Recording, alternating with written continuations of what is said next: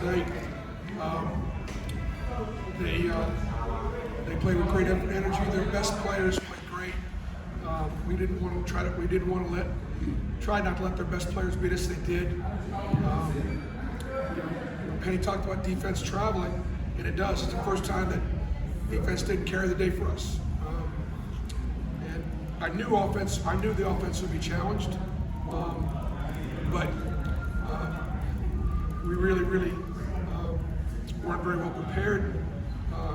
Didn't play with the kind of effort and energy that we've been playing with on the defensive end. I got to take ownership of that. I put the loss on me. We got out coached.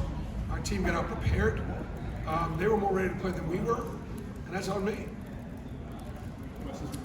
Got rebounded by a pretty good number, and we were bigger and we were stronger.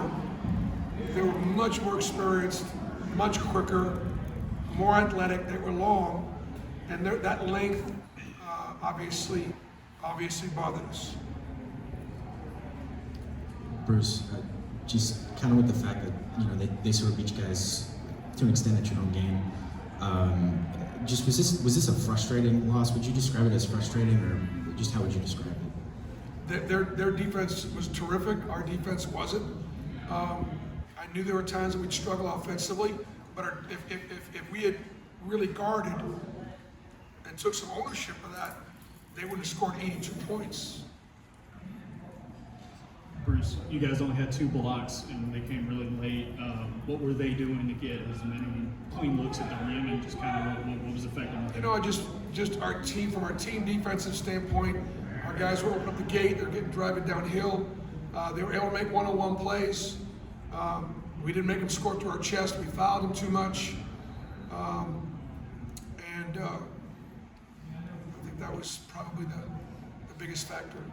We didn't bother with pressure. We pressed them. They threw it over the top. They scored too much in transition. Didn't get the ball stopped. And obviously, we tried lots of guards on Davis, but he and Lomax controlled the tempo of the game. Bruce, did their quickness and attacking the basket sort of bother you guys tonight? Yeah, their speed and quickness definitely was a factor. That's why I thought we needed to be bigger, stronger, and more physical, and we weren't.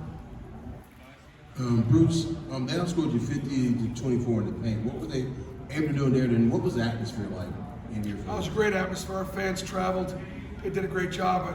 I apologize that we didn't play better because this hoops giving is important to Atlanta. It's important to Atlanta college basketball. And I told Chris Williams if he got this thing going, that I would play in it, that Auburn would play in it. And we've been in it now. This is our 3rd year. We're looking forward to playing it again next year. And so it was a great environment. And so the reason why they got so many points in the paint is they just drove the ball to the basket. They drove it right around us, they drove it left around us, and they got to the rim and they scored. We didn't rotate very well, we weren't very physical defensively. Again, we didn't make them score to our chest. We got Memphis student athletes for last one. Bruce, you talked this week about needing to get your freshmen going. Both Chance and Yolan didn't score in this game. How can you sort of expedite that process? It's tough. I mean, those guys are out there. Those guys are 5-6 years older than they are. And I'm not making excuses for my freshmen, but the lights are bright. And look, they're going to be terrific. They're going to be terrific players. But right now, in this moment, they've got to step up and be able to deliver when called upon. And they're working hard. And they're doing the best they can to prepare. We didn't have the same pop off the bench that we normally have. And again, I've got to do a better job of coaching, and I've got to do a better job of preparing my team.